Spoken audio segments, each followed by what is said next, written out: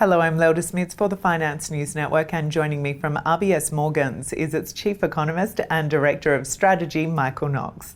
Michael, welcome back to Sydney and to FNN. It's great to see you again. Australia's benchmark index reversed January's losses in February and is now up about 1% over the year to date. What figure have you put on the S&P ASX 200 by year's end? By the end of the year, we think fair value in this market will have risen to 5,800 points.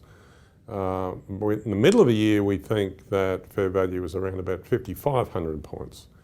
So really, last week, the market had almost fully incorporated our fair value for the middle of the year. So we think it was probably about 4 months ahead of itself. It was priced on the motto, what could possibly go wrong? And over the weekend, something has gone wrong in the Crimea. While in Europe, attention remains fixed on political tensions between Ukraine and Russia, how is the situation likely to impact global markets? Well, what we've seen markets do is what they normally do when they're scared. They sell stocks and they buy bonds and gold. So we saw that. We've also seen movements in commodity markets. We've seen the wheat price go up and we've seen the oil price go up. But we think that both of those things, both of those commodity market moves were going to happen anyway, because we think that Brent oil will be higher by the middle of the year and the wheat price will be higher by the middle of the year. Back to the markets, both US and Eurozone markets gained more than 4% in February, despite the US Federal Reserve winding back its stimulus measures. So what's driving the rally? Well, we're looking at least 2 years of above trend growth. Many forecasters say 5 years of above trend growth.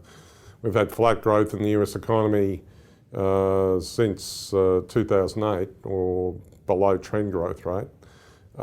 This year growth should lift from 1.9% last year to 2.7% this year, and we should lift to a touch over 3% next year. And well, the average growth rate in the US economy is only about 2.2%. So we're going to have terrific years in the US economy this year and next year, and the stock market is rising, the US stock market is rising to anticipate that.